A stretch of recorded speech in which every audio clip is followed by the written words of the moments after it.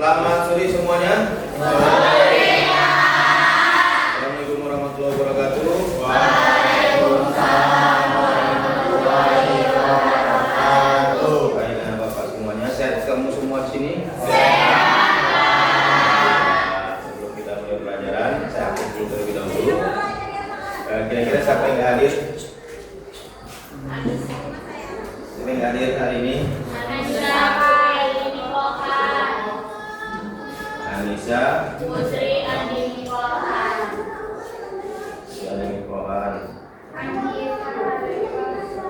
Kenapa dia nggak hadir? Anissa sakit, Pak. Yang Alfa semoga besok masuk, tidak Alfa lagi. Yang sakit semoga cepat sini. Amin. Baik, dan Bapak semua, kita mulai pembelajaran dengan materi rekayasa prom. Pernah dengar kata prom? Belum pernah. Apa itu prom? Kalau belum pernah dengar berarti nggak tahu ya. Prom adalah instruksi atau narasi yang dibuat pada saat kita menggunakan platform AI, baik platform yang sudah familiar sama kamu, contoh ChatGPT, Gemini, ataupun platform lain, pasti pakai prompt. Promptnya bisa berupa teks. Contoh, buatkan saya, itu prompt. Kemudian bisa berupa narasi lisan atau bicara, pakai voice. Kemudian bisa juga pakai gambar. Jadi prompt itu berbagai jenis, bisa dengan teks atau tulisan, bisa dengan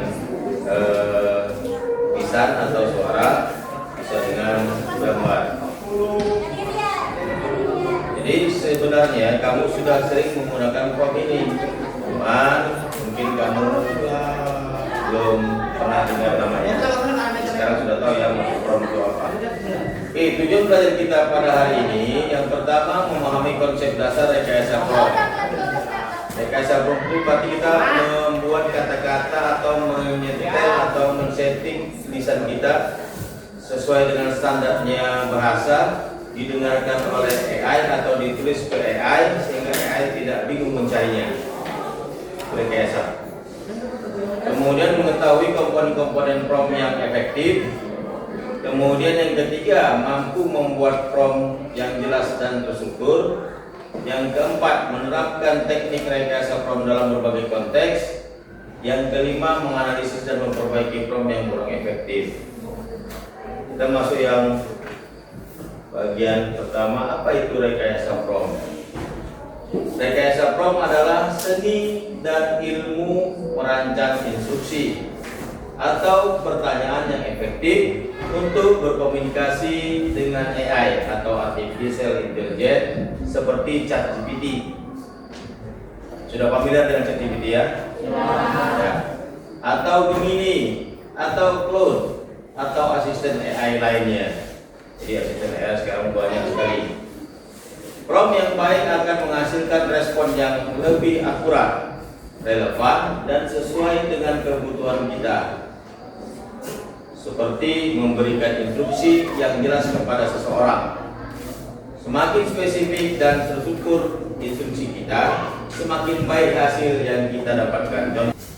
Pemantiknya, tahukah Anda, rekayasa prompt adalah keterampilan penting di era AI yang dapat meningkatkan produktivitas dalam belajar, bekerja, dan berkreasi. Jadi sekarang kamu tahu nggak ini bahwasanya prompt AI ini sangat penting. Jadi sebelum kamu belum tahu, sekarang saya kasih tahu bahwasanya prompt AI ini sangat penting sekali. Mau apa sekarang kita pakai AI? Apalagi untuk belajar, cari referensi di AI, ya kan? Kemudian cari media ajar di AI, bahkan menjawab pertanyaan pun pakai AI. Tapi sarannya kalau pas ada ujian jangan pakai AI, karena itu akan menjebak kamu dalam hal pembodohan. Kamu tidak tahu jalannya, kamu hanya tahu hasilnya. Ya, biasanya seperti itu, nggak disuruh pasti dilakukan, ya kan? Jadi untuk sekarang coba kita pandai-pandai menggunakan AI. Kalau untuk kemampuan kita ingin tahu secara mandiri dan hasilnya memang murni pure kita, berarti kita nggak pakai AI. Harus dia aja. Tapi kalau mau mencari referensi-referensi yang kita mungkin buntu atau nggak tahu, maka pakai AI. Oke? Ada pertanyaan sampai sini? Nggak ada. Sebelumnya kita kan sudah pernah belajar.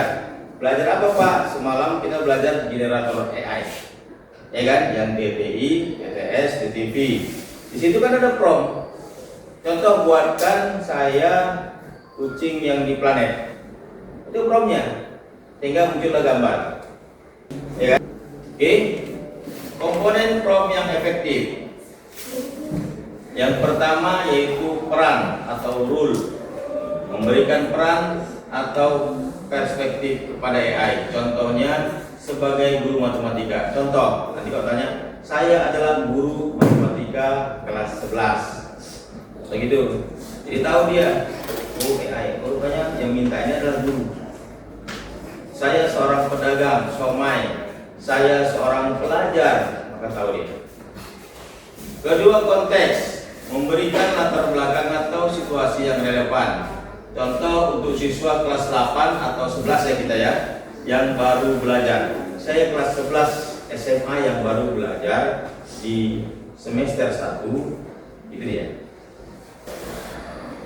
Kemudian di sini ada LKPD. LKPD ini saya buat secara online, nanti kamu disuruh menjawab dan hasilnya akan tertera di sini. Sekarang saya kasih waktu beberapa menit untuk menjawab LKPD yang sudah dibagi di WA grupnya. Isi nama kamu, kemudian di soal 1 itu ada skor bernilai 20.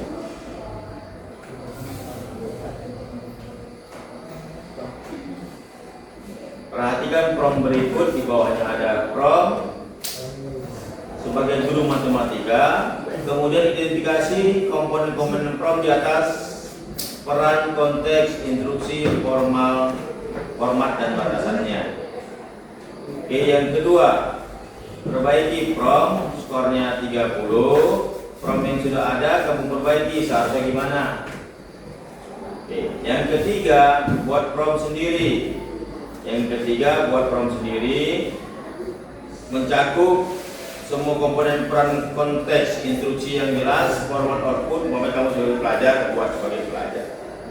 Apa yang kamu inginkan, umpamanya kamu mau tentang mata pelajaran fisika kah, matematika atau komputer atau biologi dan seterusnya. Analisis kesalahan. Perhatikan prompt berikut. Sebutkan minimal 4 kesalahan yang dalam prompt ini dan jelaskan mengapa itu menjadi masalah. Oke, silakan kerjakan dalam waktu, saya tunggu 10 menit. Silakan langsung online. Diketik di HP-nya masing-masing, buka linknya, kamu tuliskan di situ, nanti akan kelihatan skornya. Kalau sudah nanti dikirim ya, kirim jawaban di bawahnya. Kirim jawaban. Saya tunggu jawabannya.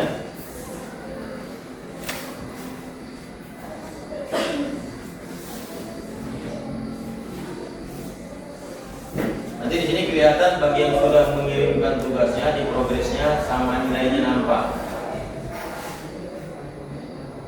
Data pengiriman siswa, maka di progres nanti nampak nilai berapa. Jadi saya bisa kontrol dari komputer saya. Silakan dijawab.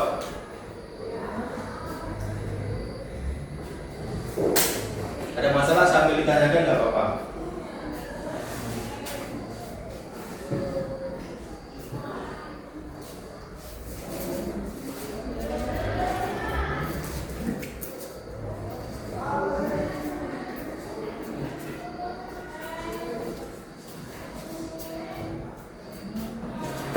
Ada masalah? Silakan diketik handphonenya.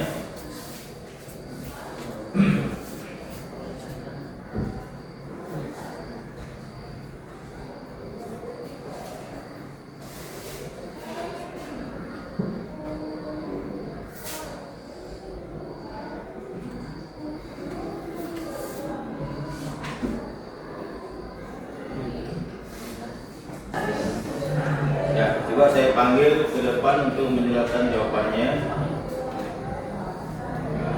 kepada Paujan. Mana Paujan? Ya, silakan ke depan.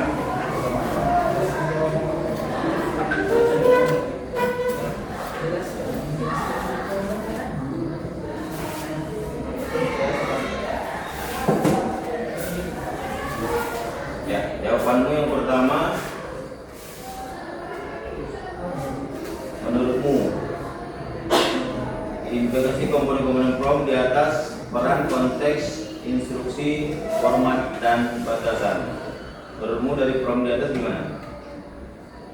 Siapa? Yang nomor 1.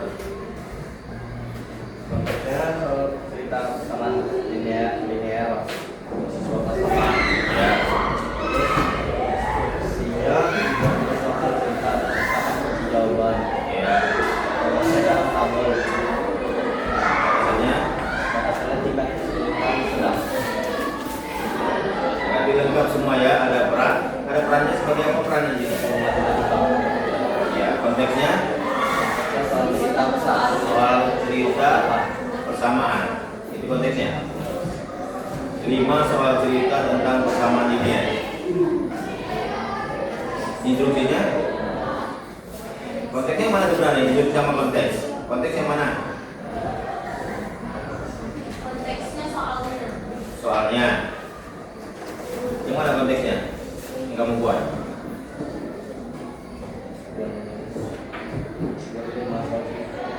Buat 5 soal cerita.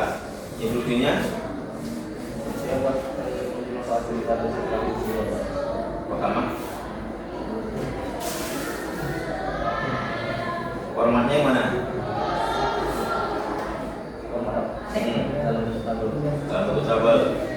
Batasannya. Tingkat kesulitan sedang. Oke, itu jawabanmu. Jawaban yang lain? Kita duduk, silakan duduk.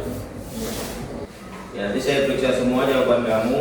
Ada nggak di situ konteks-konteks yang ada pilihan-pilihan atau syarat-syarat untuk membuat PROM yang baik. Oke, kita lanjut ke refleksi. Refleksi. Boleh kamu kirimkan refleksi ini menggunakan form ini, kamu isikan nama kamu, dikirimkan secara online. Nanti Bapak panggil 1 atau 2 orang untuk jawab ke depan. Ya, kasih nama, kemudian pertanyaannya diisi. Apa yang sudah kamu pahami dari materi rekayasa PROM? Yang kedua, apa yang masih bingung atau perlu dipelajari lebih lanjut? Kemudian yang ketiga, bagaimana saya akan menerapkan rekayasa PROM dalam kehidupan sehari-hari? Yang keempat, apa tantangan yang saya hadapi dalam belajar materi ini? Dan yang kelima, saran untuk pembelajaran berikutnya. Silakan, nanti akan saya lihat hasilmu dan saya akan panggil kamu.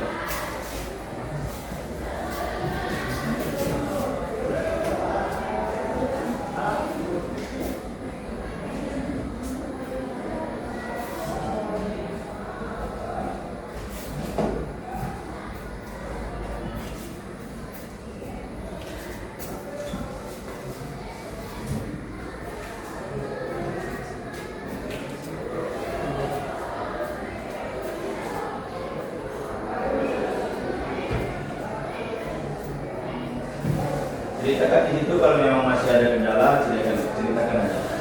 Tantangannya ya. Saran untuk pembelajaran berikutnya. Ceritakan dengan keadaan real kamu. Memang kamu belum paham, kira-kira bagaimana? Kalau memang ada saran untuk pembelajaran berikutnya, umpamanya Misalnya Pak, pembelajarannya bisa diulang lagi atau sedikit dikembalikan lagi. Kita lanjutkan sebelum pembelajaran berlanjut, diulang sedikit yang pertemuan kemarin dengan hari ini, bisa seperti itu.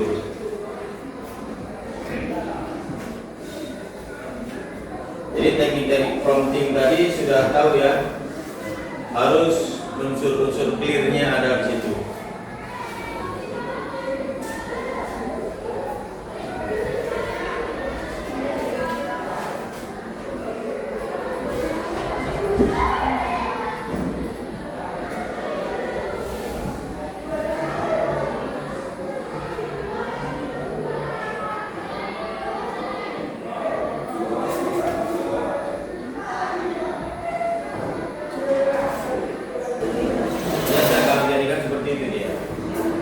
Oke, sekarang saya ambil alih untuk jawaban yang refleksi. Saya minta yang nomor 1 kira-kira saya menjawab tangan. Ya, silakan ada. Oke, baik, sebelumnya selamat sore semuanya. Terima kasih kepada Bapak yang sudah memberi saya kesempatan untuk merefleksikan kembali atas pembelajaran kita pada hari ini, yaitu tentang rekayasa prompt. Nah, jadi di sini saya sendiri dan kita semua pastinya memahami bahwa cara kita memberikan perintah atau pertanyaan kepada kecerdasan AI yang dimana sangat mempengaruhi hasil yang diberikan. Semakin jelas, terarah, dan spesifik perintah atau pertanyaan yang kita tulis, maka semakinlah tepat pula jawaban yang dihasilkan. Nah, jadi kita semua tahu bahwa AI ini bukan hanya menjawab secara otomatis, tetapi menyesuaikan responnya dengan apa yang kita minta. Jadi, dari materi ini kita semua menyadari bahwa rekayasa prompt melatih kemampuan berpikir kritis dan komunikatif. Karena kita semua mampu menyampaikan ide dan dengan jelas kepada mesin agar hasilnya akurat dan bermanfaat. Mungkin hanya itu refleksi dari saya. Lebih kurang saya mohon maaf. Wassalamualaikum warahmatullahi wabarakatuh. Waalaikumsalam warahmatullahi wabarakatuh. Terima kasih kepada Anda. Terima kasih.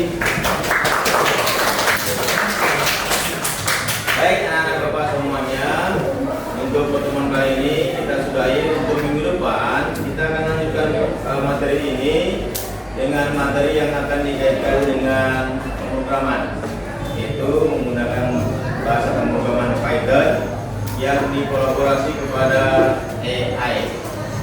Jadi minggu depan ada materi lanjutannya tentang ini. Baik, untuk pertemuan kali ini kita sudahi dengan salam.